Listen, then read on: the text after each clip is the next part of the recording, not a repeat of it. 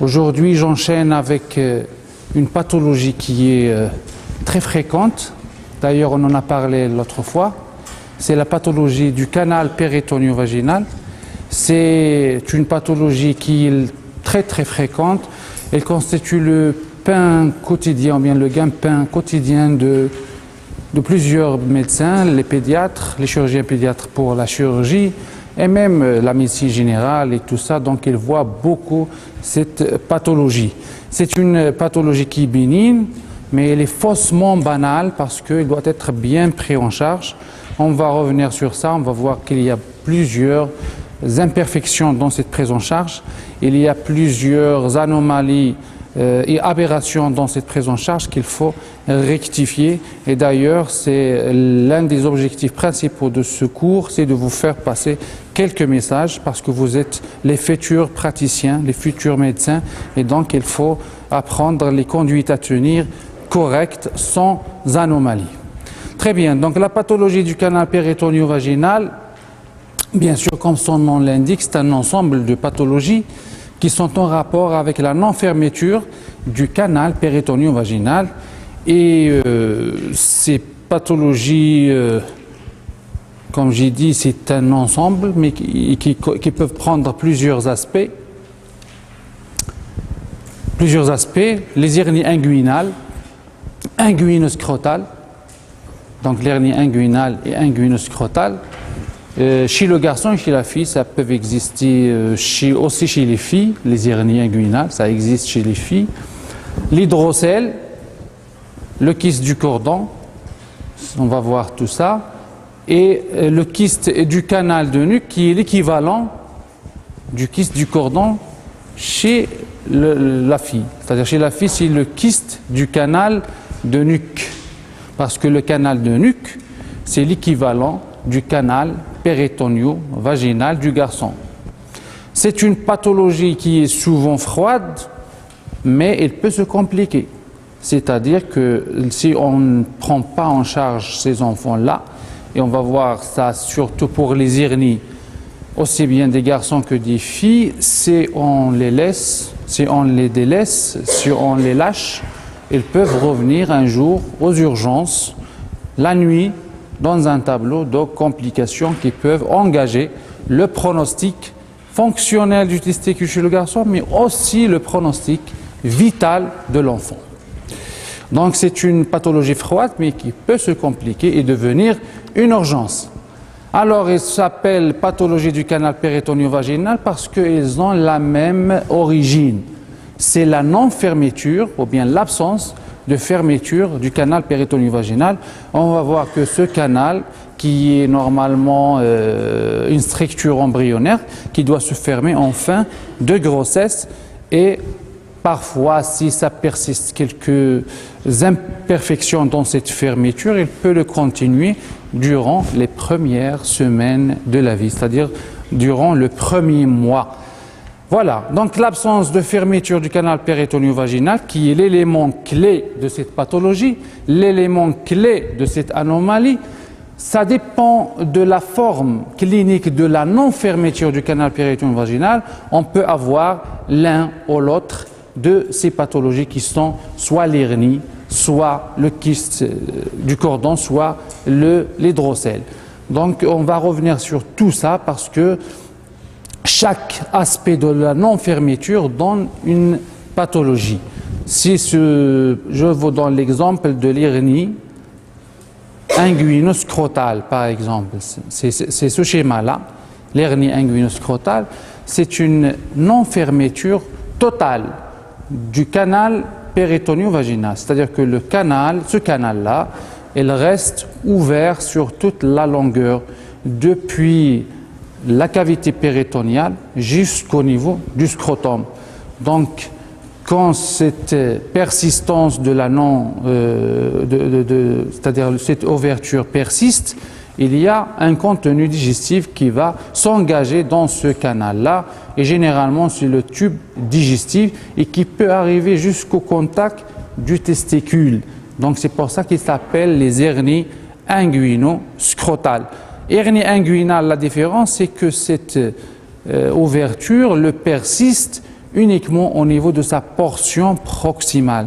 Et donc, si le contenu digestif s'engage dans cette ouverture, il ne va pas arriver au niveau du scrotum, mais il le reste au niveau du canal inguinal, près de l'orifice profond du canal inguinal. Il n'arrive pas au niveau du testicule. Donc, c'est la différence.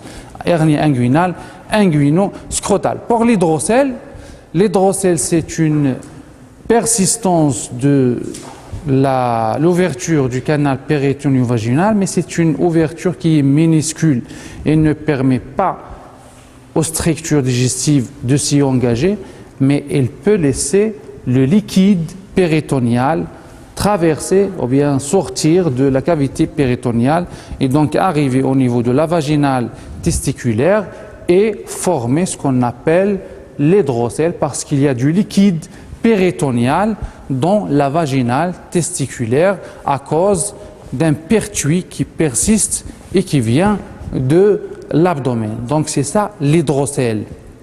Le kyste du cordon, la différence entre les deux derniers, c'est qu'il y a une fermeture bipolaire du canal péritoneo-vaginal avec un piégeage du liquide péritonéal au niveau de la moitié, c'est-à-dire de la partie centrale de ce canal.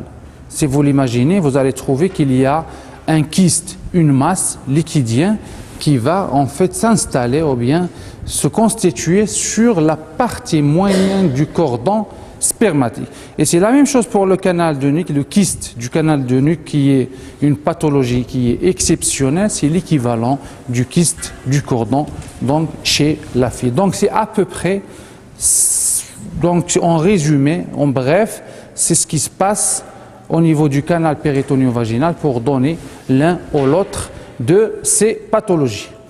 Voilà, donc l'hernie inguinale, il faut retenir que c'est la forme ou bien l'aspect le plus fréquent de la pathologie du canal péritonéal. C'est-à-dire que l'hernie elle est plus fréquente, largement plus fréquente que l'hydrocèle, elle est plus largement fréquente que le kyste du cordon. Donc on va voir que 2 à 5% des enfants vont faire une hernie inguinale. Et ça touche en majorité les garçons. 15% des prématurés sont prédisposés à faire une hernie. Donc la prématurité, c'est un facteur de risque de l'hernie inguinale. Bien sûr, il y a la forme bilatérale, c'est-à-dire que l'hernie inguinale peut exister des deux côtés et on voit que ça représente 10%, c'est-à-dire 10% des hernies sont bilatérales. Voilà, donc bien sûr, il faut savoir que ces trois aspects, c'est-à-dire l'hernie, l'hydrocèle et le kyste du cordon peuvent être associés. C'est-à-dire on peut avoir une hernie plus hydrocèle, une hernie plus kyste du cordon. Voilà. Bien sûr, pour comprendre tout cela, je vais vous exposer quelques schémas embryologiques pour savoir qu'est-ce qui se passe. Donc ce qui se passe, c'est qu'au 3e mois de la vie intra-embryonnaire, donc c'est le mois de la formation de la région inguinale. Donc le péritoine, qu'est-ce qu'il va faire? Il va émettre un diverticule en doigt de gant. En doigt de gant, c'est ce qu'on appelle le processus vaginalis. C'est le processus vaginal. Donc ce doigt de gant, c'est-à-dire que c'est un péritoine en fait, c'est un péritoine. Il va sortir de la cavité abdominale par l'anneau inguinal interne. Donc il va sortir par l'anneau inguinal interne et quand il va sortir par l'anneau inguinal interne, il va continuer sa formation et sa sortie pour arriver jusqu'au niveau de la bourse chez le garçon ou de la grande lèvre chez la fille. Donc parce que le processus vaginal, c'est son équivalent, c'est le processus, en fait ce processus c'est le canal de nuque, c'est la même chose. Donc chez la fille, il s'arrête au niveau de la grande lèvre et chez le garçon au niveau de la bourse. Et en fait, ce phénomène peut se poursuivre jusqu'à la période néonatale, mais il ne dépasse jamais un mois après la naissance. c'est-à-dire ce phénomène, cet événement, si on peut l'appeler comme ça, il va le rester, donc il va se faire durant la grossesse, mais il peut finir ce phénomène durant les premières semaines. L'évolution du processus vaginal, donc comment il va évoluer? Il va évoluer différemment chez le garçon ou chez la fille. Alors chez le garçon, donc le processus vaginal, il va se fermer au niveau de sa portion proximale, il va donner ce qu'on appelle le ligament de Cloquet. Donc c'est la portion proximale du processus vaginalis. Quand il va se fermer, il va pas y persister de lumière, donc il se transforme en un ligament, c'est le ligament de Cloquet. Alors que la partie distale, elle va former ce qu'on appelle la vaginale testiculaire. La vaginale testiculaire, ça vous le savez, c'est l'enveloppe la plus importante du testicule. D'accord? C'est la vaginale testiculaire. Donc ça, chez le garçon. Toujours chez le garçon, il y a un phénomène qui va être contemporain, c'est-à-dire concomitant à cette formation de la région inguinale, à cette sortie ou bien cette évolution du processus vaginalis. C'est la migration testiculaire qui se fait en même temps. D'ailleurs, c'est pour ça qu'une hernie inguinale, par exemple, ou une hydrocèle, peut être associée à une cryptorchidie, bien que la cryptorchidie ne fait pas partie des pathologies du canal péritoneo-vaginal. Mais c'est une pathologie qui consiste, ou bien qui intéresse un organe qui va subir sa migration en même temps que l'évolution du processus vaginalis. On va voir ce qui se passe. Donc ce diverticule qui est le processus vaginal, il va suivre le trajet du gubernaculum testis.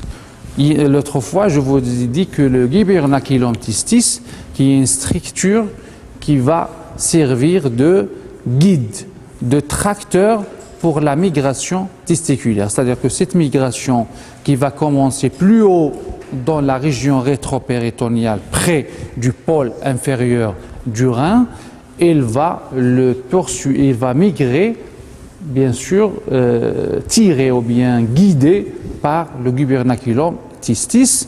Et pourquoi c'est concomitant avec l'évolution du processus vaginalis? Parce que le processus vaginalis, il doit rester ouvert le temps que la migration testiculaire va se faire correctement et que cette migration s'achève à la fin de la grossesse, et donc le testicule va arriver au niveau du scrotum, et à ce moment-là, elle va se fermer, c'est-à-dire le processus qui est le canal va se fermer enfin, c'est-à-dire il va laisser le testicule passer et puis il va fermer ce trajet.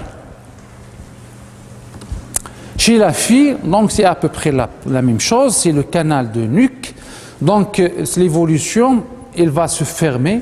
Donc quand elle se ferme, et si l'évolution habituelle est normale, à l'état normal, elle doit se fermer.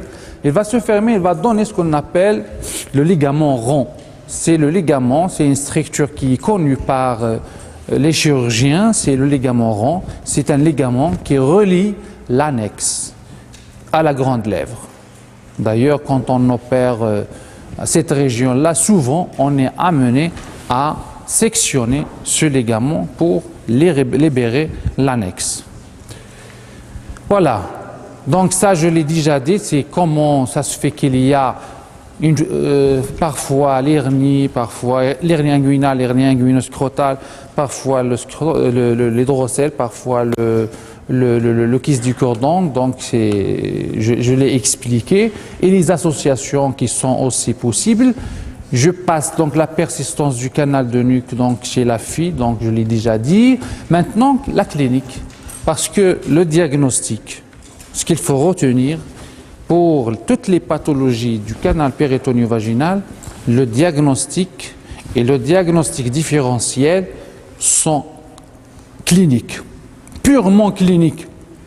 Donc, il faut en fait rester méthodique, il faut connaître la sémiologie clinique, la sémiologie de chaque type de pathologie pour savoir faire la différence, parce que malheureusement, beaucoup de médecins ne savent pas la différence entre une hernie inguinale et une hernie inguinoscrotale, une hernie et une hydrocèle, une hernie et un kyste du cordon. Combien de fois en consultation on reçoit des lettres des confrères qui sont soit des pédiatres, soit des médecins généralistes et qui nous écrivent n'importe quoi.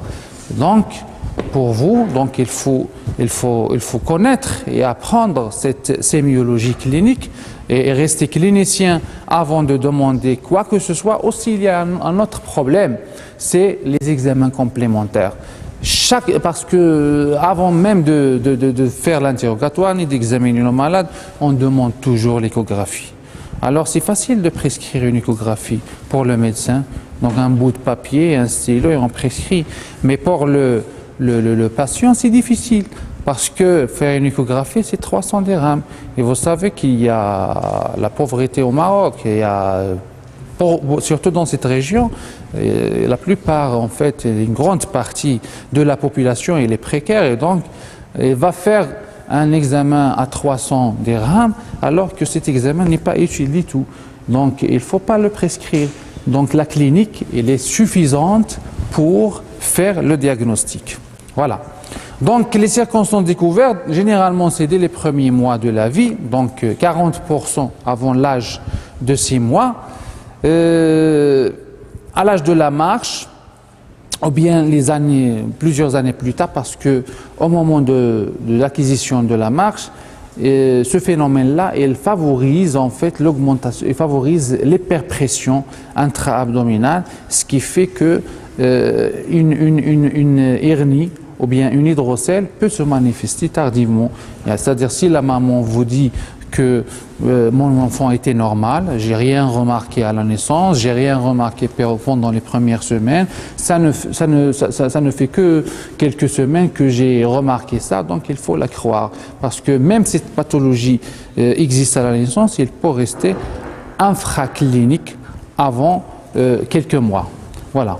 Donc j'ai dit que oui, donc c'est une pathologie qui touche 8 garçons pour une fille. 8 garçons pour une fille. Donc c'est une pathologie du garçon. L'examen physique, généralement, donc, on cherche, l'inspection suffit. On peut trouver une tuméfaction inguinale qui est indolore, intermittente, ou bien une tuméfaction qui est permanente, c'est-à-dire parce que quand l'hernie, par exemple, est grande et assez grande, elle est permanente. Quand c'est petite, elle est intermittente. On va voir qu'il y a des hernies, en fait, que le médecin ne trouve pas au moment de la consultation, au moment de l'examen clinique. Mais l'interrogatoire bien orienté du médecin, donc avec la maman généralement, peut amener à certaines conclusions. Et il faut croire les parents. S'ils vous disent que mon enfant a une boule qui sort et qui rentre, c'est une petite hernie, en fait, qu'on ne trouve pas au moment de la consultation. Donc il faut surveiller, peut-être il faut mettre les parents c'est-à-dire en confiance et donner un autre rendez-vous pour une autre consultation, ou bien demander à la maman de revenir voir le médecin au moment de la sortie, de l'apparition, de la réapparition de cette tuméfaction. Parfois, c'est un contexte d'urgence, mais ça ne concerne que les hernies qui sont étranglées, parce que ceux qui s'étranglent de ces pathologies du canal péritoneo-vaginal, c'est les hernies. Et les hernies inguinales, les hernies inguinoscrotales, on va voir ce que c'est qu'un étranglement herniaire et ce que c'est, ou bien ce que sont les risques d'un étranglement herniaire pour un enfant. Voilà, donc on va voir qu'il y a des formes classiques qui ne sont pas compliquées, donc